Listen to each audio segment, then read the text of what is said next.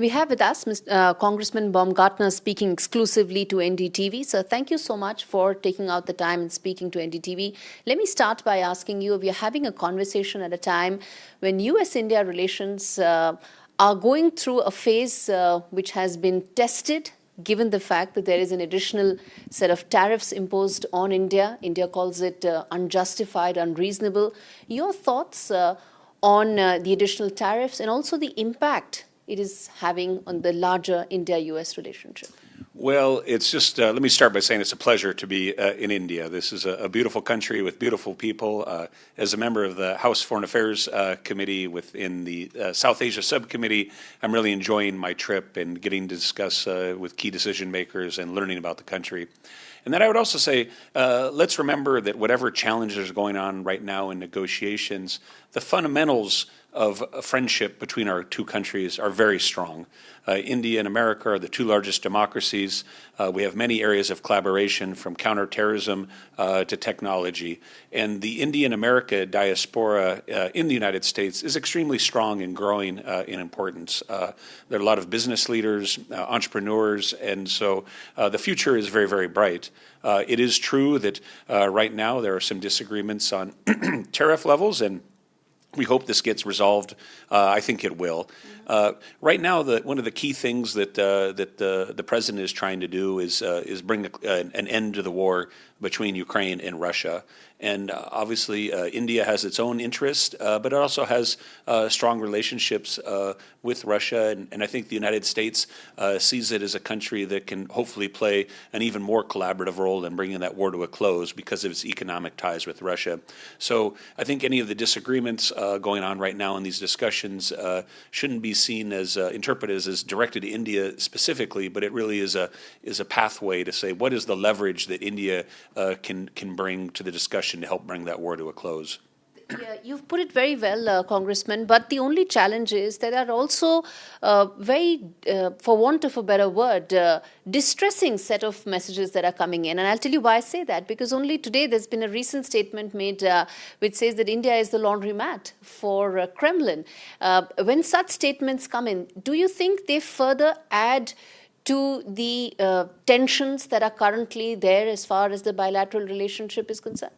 Well, I don't want to speak for the White House. I know that President Trump, he's a deal maker. He's an exceptionally strong leader, and he's committed to try to bring peace to as many theaters of war across the country. And he's been doing a good job of that. Just look at what happened between Iran and Israel. And so, again, there can be various statements made, but I would encourage your listeners to think about the fundamental reasons for freedom and friendship between the United States and India. And they're exceptionally strong.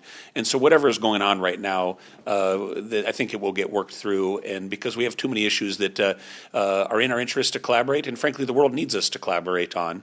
Certainly, India lives in a very challenging neighborhood.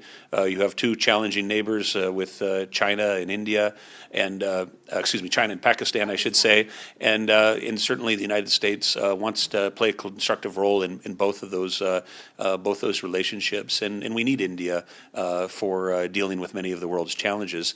India is still a young country with a growing population and a lot of dynamism, and as India continues to grow, its importance to the world is going to continue to grow. And so I would just ask everyone to think about those issues. I know these trade challenges can and will be resolved, and hopefully we'll see we will see this partnership continue.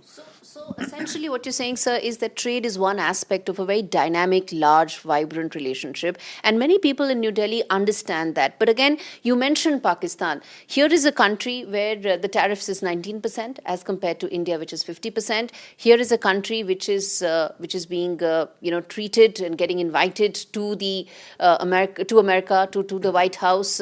Again, so those add to the overall dynamic when we are talking about the India-U.S. relationship, more than just trade, where there are difference of opinion. Your thoughts there? Well, I think sometimes you have to ask more of your friends, and it should really be interpreted, I think, as a sign of respect towards India that America is asking more of India. I can understand that that there may be frustrations looking at it from the Indian lens, but look at what America is trying to achieve and what President Trump is trying to achieve, bring this war to a close. And so the message I've communicated to your leaders is simply that the fundamentals between our two countries are very strong, and if there are additional things that India can do to help bring that war to a close, let's think about those things as well too. I know in my own state we sell a lot of lentils and garbanzo beans here to India. We'd like to see more of that. Obviously, you have your own strong agricultural sector here, and you have your own political dynamics and political interests. That's very understandable. But in the big picture, it's going to grow because we have so many issues that we have to collaborate on. How soon do you think these difference of opinion, as far as trade is concerned, the tensions that it has led to, how soon do you see those being resolved in the interest of the larger relationship that you've spoken about? Well, I'll leave that to the White House on the timing. We know President Trump is a deal maker, and we know that he's someone that also has a lot of respect for India. He very much enjoyed his trip to India here a few years ago.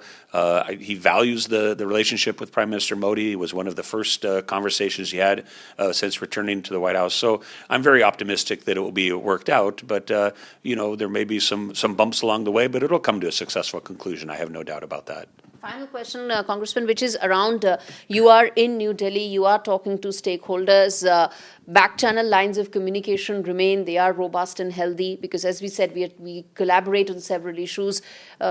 Walk us through what your 1 week here in India is going to be. Are you also talking to policymakers, negotiators? It is your party that is in power. Republicans are right now in White House. Some of them seem to really dial up the heat as far as India is concerned. You seem to be the ones who are, sort of bringing it down. What's your role over the next 6 days here in terms of talking and reaching out to policymakers? Well, one of the things I've been, I start from a good place coming to India. I'm from Washington State, and just recently your consul general, a new consul has opened in Seattle, our largest city, and our most prominent feature is the Space Needle. And for only the second time ever, a foreign flag flew over the Space Needle. That was the flag of India. So I think that's a very much a sign of respect from the people that I represent for our fondness towards the people of India. So that's the message that we start with. And I think, across the Republican Party, there's a lot of friendship towards India. And I think, we certainly respect our leader, President Trump, as a deal maker. We understand he has to go through the process. We'd like to see increased American products sold in India, and they're representing those interests. And we also want to bring this war to a close.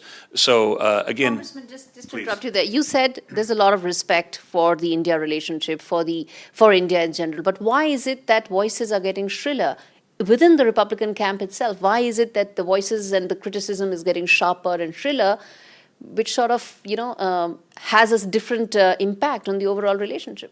Well, whatever those voices are, I think that the voices that are going to be the loudest are the ones that have the smiles with them, including my own. And so if you were come to Congress and speak to members of the Republican Party across Washington, D.C., they would say that they have a lot of friendship towards India, a lot of respect for the Indian people and Indian companies. And you only have to look at the Indian Americans that are doing so many dynamic things.